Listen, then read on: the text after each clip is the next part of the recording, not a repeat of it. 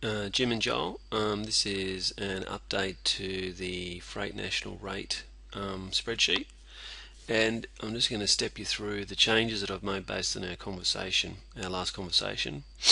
I just thought I'd show you via video, and then maybe we need to have a screen sharing if I haven't been able to explain it properly, but we'll see how we go.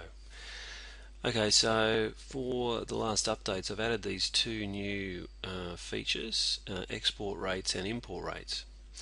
Now they'll work off any filtered set of records in the rate spreadsheet behind.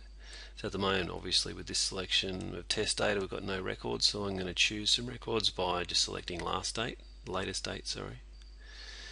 So the spreadsheet will go through, select those. You then select export rates. It will then create a spreadsheet in the background, and as requested, it'll put a line between it.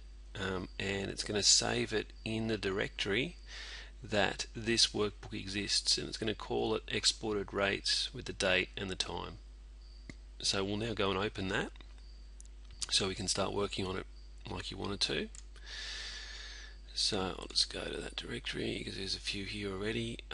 So here's the exported rates, so I'll double click on that and move this one out of the way, and you can see basically we have the line that was previously in the filtered list, and then the line straight after it in blue. I just made it in blue text. It's not going to come through in the other one in blue text.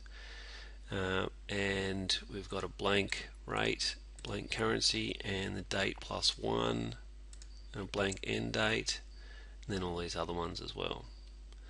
And all those records have been duplicated. Now, it's not possible to modify these black lines because it's been locked, but you can modify these ones and include things. Now if you accidentally change something here, and I'll just do it for our testing to show you, to be an invalid port of destination, let's say you call it Jim Buck, when you try and import it, it won't work. It'll also come up and highlight to you any rates that haven't been entered, currencies, and the dates are not dates. So let's just show that as an issue. Put text here, put text here. Alright, so I'm just going to save that. Now I can come back to this and I'm ready to import the rates now, and just say I've finished editing all these things here. You have to go and find the file to import the rates.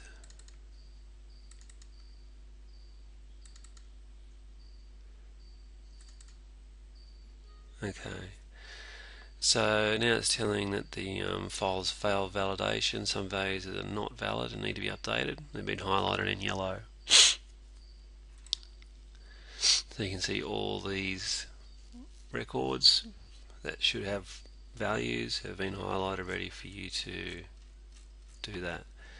Now just to show the actual importing working, I'm going to delete the rest of these records by unprotecting the sheet, which you shouldn't do.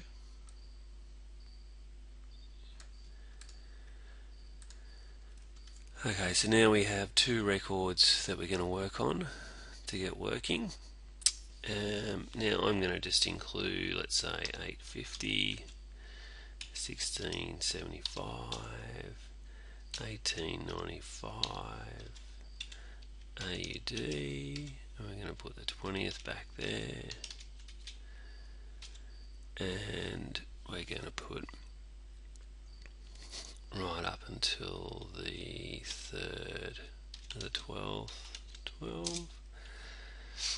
And for this one, we're going to put 765, 876, and 985, and we'll put USD. And here again, we'll just we'll set that date to be the 7th of the 9th, 12th. Okay, now this file's still going to fail validation because we've got this Jim Buck, which I can change back, I suppose, right now. which I will do actually, because you've already seen that validation. Okay, we'll save that file, exported rates, and now we're ready to go back and try the import again. So we'll go back to the Freight National Rate spreadsheet and go import rates and try it again. Okay, it now reports that the rates have been successfully imported and have been incorporated to the existing port of destination rate listing. Number of rates imported to, the new records will now be sorted into the existing records. Okay, so now if we select latest date, we should see those two records that we just tried to import, and here's that one there. Here they are at the top, 20th of June to the 3rd of December, 5th of July to the 7th of September, and there they are, those two rates. Now if, let's say, I'd forgotten that I'd imported those and I came back and tried to do it again, I'll just show you the extra validation that's been included to make sure you can't import overlapping rates. So I'll go back to that again, and I now try to import. Right now it says some values in the import source have overlapping dates with the existing records. Those records must be updated before this file can be processed. The invalid values are highlighted in red. So it now has a different validation telling us that these dates are overlapping with something existing already. And if we wanted to, we'd have to update those dates to put them in. So basically it won't let you put in any overlapping dates either.